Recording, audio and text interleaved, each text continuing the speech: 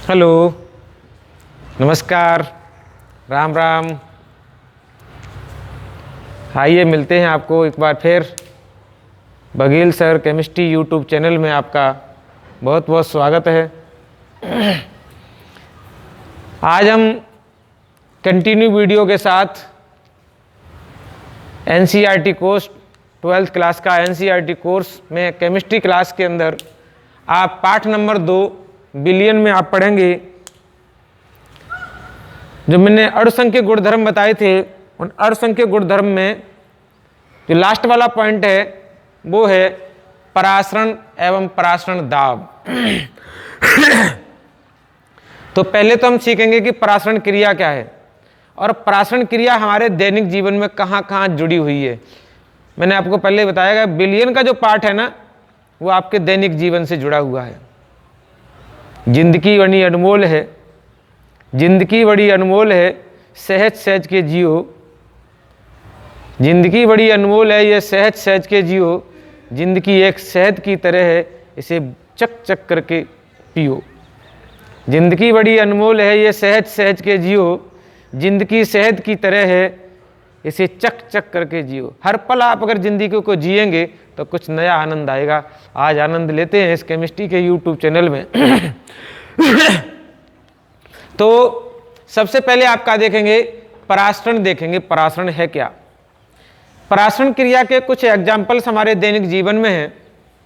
वो क्या हैं कि जैसे हमने आपको दैनिक जीवन के एग्जाम्पल्स में हमने यहाँ पर फिगर बनाया है। ये फिगर जो है वो ये रहा कि हमने एक पात्र ले लिया और उस पात्र में जल, दूध, छाछ यानी कोई भी विलायक ले लिया। क्या लिया है? कोई भी हमने विलायक ले लिया, द्रव। और अगर उसके अंदर ये हमारे जो मुरझाई हुई पड़ी हुई है, इसका नाम है किशमिश।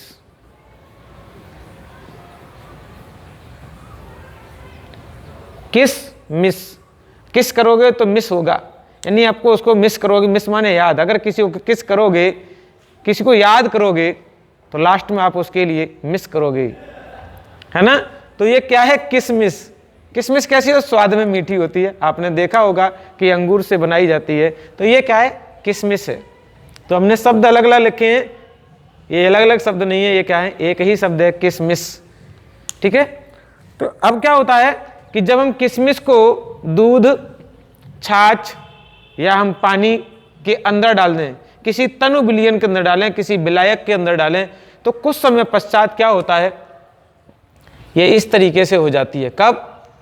कुछ समय बाद। कुछ समय बाद जो है ये वो फूल जाता है। यानी आपने देखा हो जो किशमिश है वो कुछ समय बाद कैसी हो जाती है? फूल जाती है। तो किस कारण फूलती है? वो क्रिया क्या है? उसी क्रिया को हम कहते हैं परासरण क्रिया।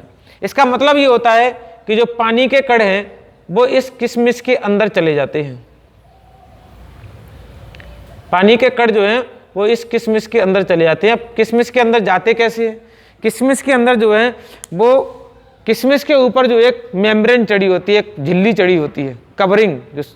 जो अंगूर होता है, अंगूर के ऊपर कवरिंग चढ़ी होती है, वो झिल्ली होती है, उसे हम कहते हैं अर्धपारगम्य झिल्ली। अर्धपारगम्य झिल्ली का मतलब है वह झिल्ली जो केवल विलायक मिश्र जल के कणों से अपने में से पास होने देती है, पार होने देती है। वो क्या कहलाती है? अर्धपारगम्य झिल्ली। बाकी किसी भी विलय के कण जो है वो झिल्ली से पार नहीं जाती। तो यहाँ पर क्या है? पानी के कण जो हैं वो इस झिल्ली के अंदर से, झिल्ली से होकर के और किशमिश के अंदर चले जाएंगे। ठीक है। यानी पानी इसको किस करता है और जो अंदर पड़ा हुआ किशमिश है वो पानी को मिस करता है। तो क्या बना हमारा? किशमिश। पानी कर रहा है किस, और अंगूर का जो सूखा हुआ भाग है वो पानी को कर रहा है मिस। यानी पानी को क्या कर रहा है? याद। जब पानी को याद करेगा तो पानी उसके अंदर जाएगा। यह क्रिया क्या कहलाती है? परासरण क्रिया कहलाती है। चलिए आगे क्या देखेंगे हम? इस क्रिया को रिवर्स कर लेते हैं। तो रिवर्स क्या होगा कि जब हम अंगूर को क्या करेंगे? हम सांद्र विलयन में डालेंगे। कैसे? किसी सांद्र विलयन में डालेंगे। और तो कुछ समय पश्चात क्या होगा?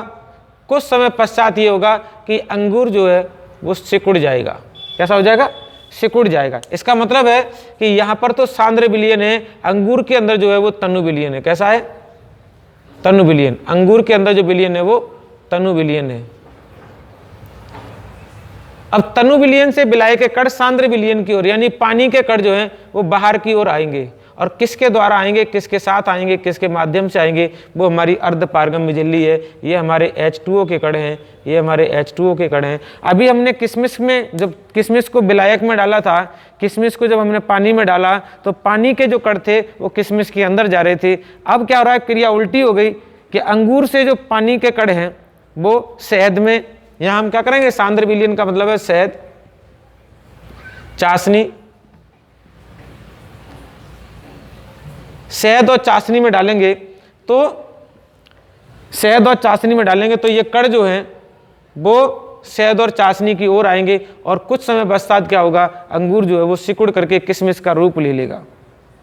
तो ये जो क्रियाएं हो रही हैं वो हमारी क्या है, परासरण क्रिया है। अब इसी क्रिया के साथ एग्जाम्पल्स हम क्या देखते हैं, और कि जो माली होते हैं, मालियों के जो पास जो फूल मालाएं रखी होती हैं वो उस पर पानी छिड़कते रहते हैं। इसका मतलब है फूल मुरझाए नहीं।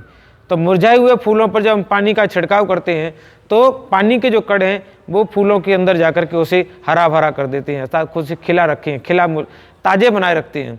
सब्जियों के अंदर भी पानी का छिड़काव करते हैं, वो भी एक परासरण क्रिया के अंतर्गत होता है। जब गर्मियों में सब्जियां होती हैं, पानी नहीं छिड़का जाता है तो उनके अंदर से पानी जो है वो बाहर आ जाता है, क्योंकि बाहर वाला विलयन कैसा, सांद्र, और सब्जियों की अंदर वाला जो विलयन है वो कैसा है, तनु। तो तनु विलयन से विलायक के कण सांद्र विलयन की ओर गति करते हैं। इस क्रिया को क्या कहते हैं, परासरण क्रिया कहते हैं। इसी प्रकार हमारा क्या है, जब हम कैरी का अचार डालते हैं तो कैरी जो है, ताजी कच्ची कटी हुई कैरी को हम नमक के विलयन में डुबो के रख देते हैं। नमक का विलयन सांद्र होता है, कैरी का विलयन तनु होता है। तनु विलयन से विलायक के कण जो है वो अर्ध पारगम्य झिल्ली द्वारा बाहर आ जाते हैं और वो कैसे हो जाते हैं, सिकुड़ जाते हैं। तो ये बहुत सारे एग्जाम्पल हमारे दैनिक जीवन के हैं। तो जब किसी पात्र से विलायक के कण या जब किसी पदार्थ से विलायक के कण अर्ध पारगम्य झिल्ली द्वारा सांद्र विलयन की ओर गति करते हैं, स्वतः गति करते हैं, तो इस क्रिया को क्या कहते हैं, परासरण क्रिया कहते हैं। इसको क्या कहते हैं, परासरण क्रिया कहते हैं। और उस परासरण क्रिया में इंपॉर्टेंट चीज क्या है, वो हमारी है अर्ध पारगम्य झिल्ली। ठीक है, अर्ध पारगम्य झिल्ली ये स्वतः क्रिया होती है, इसमें कोई घटना की नहीं जाती है, लेकिन हाँ उसके अंदर एक दाब कार्य करता है, उसे हम क्या कहते हैं, परासरण दाब कहते हैं। आइए इस फिगर के अंदर ले चल रहे हैं आपको हम कि यहाँ जो हमारा विलयन, ये हमारे दो पात्र हैं, इन दो पात्र में इसमें जो विलयन भरा हुआ है वो हमारा है विलायक या हमारा है तनु विलयन। अगर हम विलायक ले रहे हैं तो इस विलयन को, इसको विलयन मानेंगे, और इसको तनु विलयन मान रहे हैं तो इसको सांद्र विलयन मानेंगे। तनु माने होता है पतला और सांद्र मीन्स होता है गाढ़ा। सांद्र मीन्स क्या होता है, गाढ़ा। तो हम क्या करेंगे, अब देखिए हमने बीच में क्या लगा रखी है, अर्ध पारगम्य झिल्ली लगा रखी है, और इसको हमने खुला रखा है, इसके ऊपर जो हमने एक पिस्टन लगा रखी है। अब आपको क्या है, जो परासरण क्रिया होगी तो विलायक के कण अर्ध पारगम्य झिल्ली द्वारा तनु सांद्र विलयन की ओर, सांद्र विलयन को, तनु विलयन से विलायक के कण अर्ध पारगम्य झिल्ली द्वारा सांद्र विलयन की ओर गति करते हैं, या विलायक के कण विलयन की ओर गति करते हैं। तो क्या होगा, जब इसका आयतन में क्या होगी, इसके आयतन में कमी आएगी, आयतन में कमी आएगी, आयतन में कमी आएगी, और इसके आयतन में क्या होगी, वृद्धि, आयतन में वृद्धि होगी। ठीक है, लेकिन हम क्या कर रहे हैं, हम इस वृद्धि को बढ़ने नहीं दे रहे हैं, हम ऊपर पिस्टन पे क्या करेंगे, एक्स्ट्रा दाब लगाएंगे, इतना दाब लगाएंगे कि विलायक के कण अर्ध पारगम्य झिल्ली द्वारा विलयन की ओर या सांद्र विलयन की ओर गति ना करें। तो लगाया गया दाब, अतिरिक्त लगाया दाब ही क्या कहलाएगा, परासरण दाब कहलाएगा, परासरण दाब कहलाएगा। इसका मतलब क्या है कि परासरण क्रिया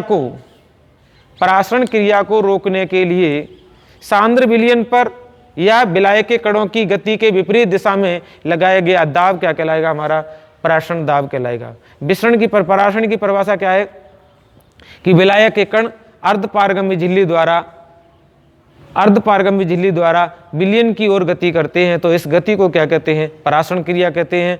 और ये विलाय के कण अर्ध पारगम्य झिल्ली द्वारा जिस दाब के कारण गति करते हैं उस दाब को कहते हैं परासरण दाब। क्योंकि हम इसको ज्ञात कैसे करेंगे? जिधर विलाय के कण जा रहे हैं उस विलयन पर अतिरिक्त दाब लगाकर विलाय के कणों की दिशा को रोक दिया जाए, विलाय के कणों की गति को रोक दिया जाए तो लगाए गए अतिरिक्त दाब को हम क्या कहते हैं? परासरण दाब कहते हैं। आइए इसके बारे में हम आगे बात कर रहे हैं कि परासरण क्रिया को, यहाँ देखिए लिखा है हमने, परासरण क्रिया को रोकने के लिए सांद्र विलयन पर लगाया गया दाब अतिरिक्त दाब क्या कहलाता है?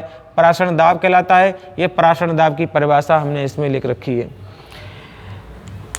इसे पाई से शो करते हैं, यानी किससे शो करते हैं? पाई। दाब तो हमारा प्रेशर होता है, लेकिन हम यहाँ पर दाब को किससे शो करेंगे?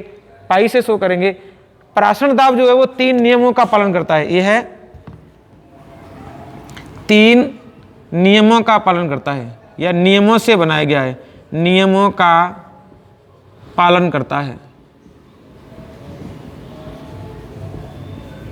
ये 3 नियमों का पालन करता है। वो नियम कौन कौन से हैं? चार्ल्स का नियम है, बॉयल का नियम है, आवोगाद्रो का नियम है। यानी क्या है कि परासरण दाब नंबर 1 नियम में क्या है? परासरण दाब ताप के समानुपाती होता है। ये चार्ल्स के नियम में आपने 11वीं की क्लास में पढ़ा होगा। तो pi is proportional to T. दूसरा नियम क्या है? परासरण दाब आयतन के व्युत्क्रमानुपाती होता है। ये बॉयल्स का नियम है। तो pi is proportional to 1/b कर दिया। और तीसरा नियम क्या है? परासरण दाब मोलों की संख्या के समानुपाती होता है, मोलों की संख्या के समानुपाती होता है। यह आवोगाद्रो का नियम है। तो पाई इज प्रोपोर्शनल टू क्या हो गया? n हो गया। जब मुझे पता है कि पाई के तीनों प्रोपोर्शनल हैं तो उनको हमने क्या कर दिया? तो pi is proportional to n into T into 1/b कर दिया। आगे देखते हैं क्या हो गया कि प्रोपोर्शनल का साइन हटाएंगे तो एक समानुपाती स्थिरांक आएगा, उसे हम कहते हैं गैसीय स्थिरांक r। तो क्या होगा? पाई बराबर r into n into T upon B. n upon B, n क्या है? मोलों की संख्या, और b क्या? आयतन। n अपॉन बी अगर कर दें, n अपॉन बी बराबर क्या हो जाता है? सांद्रता हो जाती है। क्या हो जाती है? सांद्रता। तो क्या बन जाएगा? पाई बराबर CRT। क्या हो जाएगा? CRT। यानी n अपॉन बी की जगह हमने क्या रख दिया? C रख दिया। लेकिन हमारी जरूरत नहीं है, हमें यहाँ पर उसका मान निकालना नहीं है। तो हमें क्या करना है? पाई बराबर n upon B into RT। n बराबर होता है मोलों की संख्या, मोल का होता है भार बटे अणु भार। भार को हम क्या कहते हैं? अब क्योंकि हमारा यहाँ पर विलेय पदार्थ घोला गया है तो विलेय को हमने घटक नंबर 2 माना है। तो 2 माना है तो क्या लिखेंगे? W2 upon M2। जरूरी नहीं है हम वहाँ पर क्या करते हैं, हम वहाँ पर W अपॉन M भी मान सकते हैं, कोई जरूरी नहीं है। आप माने तो ठीक, ना माने तो ठीक। तो हमने क्या कर दिया? हमने कर दिया यहाँ पर पाई बराबर W अपॉन M पाई बराबर W into RT upon M into B, जहाँ M क्या है? मूल द्रव्यमान है किसका? विलेय का। तो 1 अपॉन क्या होगा? M into B. अब M2 का मान निकालना है, मूल द्रव्यमान का मान निकालना है। तो बराबर क्या करेंगे हम? भाई इस चीज को यहाँ लगाएंगे, पाई को इधर कर देंगे। तो m बराबर क्या हो गया? W into R into T upon pi into B, जहाँ क्या है? m जो है वो विलेय का मूलर द्रव्यमान है, W क्या है? विलेय का भार है, R क्या है? गैस स्थिरांक है, T क्या है? टेम्परेचर है, जिस टेम्परेचर पर परासरण क्रिया हो रही है, पाई क्या है? परासरण दाब है, और B क्या है? आयतन है। तो इस प्रकार हमने आपको अर्धसंख्य के विलयन के जो अर्धसंख्य गुणधर्म है उनका मान निकालना क्या होते हैं, उनको कैसे निकालते हैं, फॉर्मूला कैसे फॉर्मेट करते हैं, विलेय का मूल द्रव्यमान कैसे ज्ञात करेंगे, वो सारे हमने इसमें आपको कर दिए, बता दिए, समझा दिए। आप वीडियो को देखते रहें, समझते रहें, बने रहें हमारे Baghel sir chemistry YouTube channel के साथ। हमारे चैनल को लाइक, शेयर और सब्सक्राइब करते रहें। अगले वीडियो के लिए हम आपको ले चलेंगे, तब तक के लिए लेते हैं आपसे विदा। जय हिंद, जय भारत, गुड इवनिंग, राम राम। आप सभी को, आप सभी खुश मौज में, खुशी आनंद के साथ अपने यूं ही जीवन के दिन बिताते रहें, हमारे साथ बने रहें।